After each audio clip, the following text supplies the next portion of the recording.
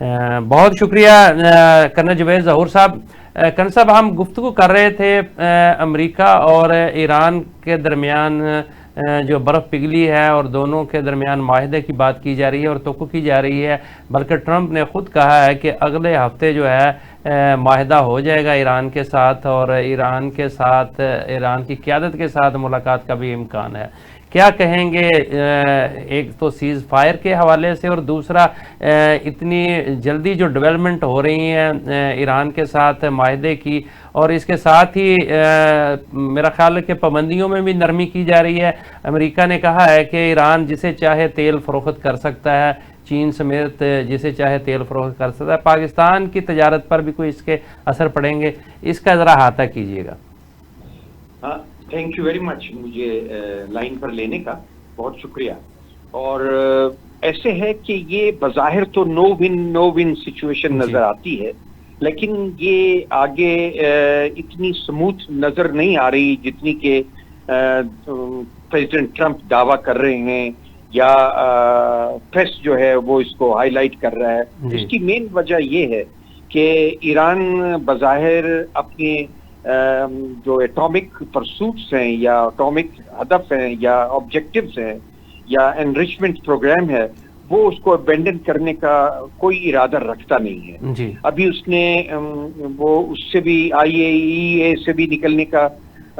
ایک انڈیا دے دیا ہے, گو کہ فارملی اس سے آؤٹ نہیں ہوا, لیکن اس نے اتنا کہہ دیا ہے کہ وہ اب ان کے ساتھ کوئی تعاون نہیں کرے گا. یعنی اب ہم جو کچھ بھی ڈیولپمنٹ کریں گے وہ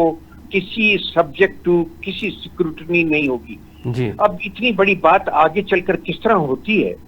اور اس کو امریکہ کس طرح برداشت کرتا ہے, اور اسرائیل کے لیے تو اب اکیلے ناممکن ہو گیا ہے ہینڈل کرنا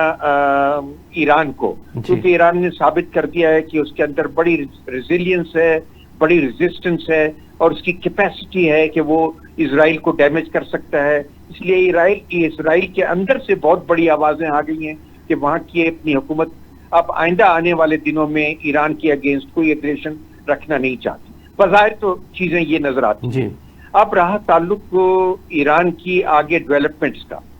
اب اس سے ہٹ کر اگر ہم ایک ہیپوتھیٹیکل سچویشن پہ چلے جائیں کہ ایران ابینڈن کر دیتا ہے اپنے اس پروگرام کو اور وہ کہتا ہے جی میں ایٹمک پرسوٹس پہ نہیں جاؤں گا. اب اس کی دو وجہ ہو سکتی ہیں. ایک تو وہ اگر شیورٹی لے لیتا ہے چائنا یا رشیا سے کہ اگر خدا نہ کرے اس کو کوئی نیوکلیر تھریٹ ہو فیوچر میں تو چائنا اور رشیا اس کی ہیلپ آؤٹ کریں گے. اور آپ کو یاد ہوگا کہ رشیا نے فارمل بیان دیا تھا کل یا پرسوں کہ ایسا بھی سچویشن ہو سکتی ہے جس میں کہ ایران کو نیوکلیر وار ہیڈز بھی پرووائڈ کی جا سکتے ہیں, اور اس کے لیے کئی ممالک تیار ہیں. پروبلی کئی ممالک تیار ہیں, اس میں اس کا اشارہ اپنی طرف ہوگا, اور چائنا کے بارے میں وہ اتنا اوتھینٹیکیٹڈ بات نہیں کر سکتا, اور نارتھ کوریا کی طرف ہوگا کہ یہ تو اگر ایران اپنا کوئی انڈر گراؤنڈ ایسا سمجھوتا کر لیتا ہے کہ وہ نیوکلیر بظاہر نیوکلیر اس کو ابینڈن کر دے اپنے انریچمنٹ پروگرام کو, تو میں کہتا ہوں آنے والے دنوں میں ایران کے لیے بہت بڑی ڈیولپمنٹس کے چانسز ہیں. نہ صرف یہ کہ اس پر سے امبارگوز بھی اگ جائیں گے, اس کی ٹریڈ بھی شروع ہو جائے گی, اور جس ایگریمنٹ کا انڈیا امریکہ نے دیا ہے یا پریزیڈنٹ نے بات کی ہے کہ اگلے ہفتے ہم ایگریمنٹ سائن کریں گے, اگر وہ اور ٹرمپ اس سے نیچے کوئی چیز سائن کرانے کے لیے تیار نہیں ہوگا کہ وہ بالکل اپنے نیوکلیر پروگرام سے دستبردار ہو جائے. اس نے یہاں تک کہہ دیا ہے کہ آپ کو کسی سول ایٹامک یوز کی ضرورت ہے ہی نہیں, کسی ایٹمی سول پروگرام کی بھی ضرورت نہیں, آپ اپنا آئل استعمال کریں, آپ کے پاس آئل بہت ہے, آپ اس کے لیے اپنے انرجی کا سورس رکھیں, اس لیے آپ کو اس طرف آنے کی ضرورت نہیں ہے. تو بظاہر یہ نظر آتا ہے کہ ٹرمپ کسی صورت میں بھی ایران کو اس بات کی اجازت نہیں دے گا کہ وہ اپنے ایٹامک پروگرام کو پھر سے ریوائیو کرے. اچھا, اب دیکھنا یہ ہے کہ ایران اس کو کس طرح ہینڈل کرتا ہے, کس طرح اس کی ویژنری لیڈرشپ اس کو دیکھتی ہے. جہاں تک ان کی پریسٹیج کا ریسٹوریشن کا تعلق ہے, الحمدللہ وہ اپنے آپ کو ثابت کر چکا کہ بڑی وہ ایک فورس ہیں اور وہ عوام ان کے ساتھ ہیں. دیکھیے وہاں رجیم چینج کا بات چیت تھی کہ ہم رجیم چینج کرا دیں گے, جس طرح اور ملکوں میں امریکہ کرا دیتا ہے, کہیں کچھ साइफर के जरिए से, कहीं कुछ जरिए से और किसी कहीं और मामलात से वो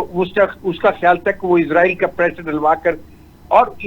ईरान में सबसे अहम बात ये हुई कि वहां अंदरूनी तौर पर ईरान को बहुत वीक किया गया। वहां मोसाद ने बहुत इंट्रेंस अपनी डाली और मोसाद ने वहां अपने एजेंट्स बनाए इस हद तक कि उन्होंने छोटी छोटी फैक्ट्रियां बना ली अपने ड्रोन्स की।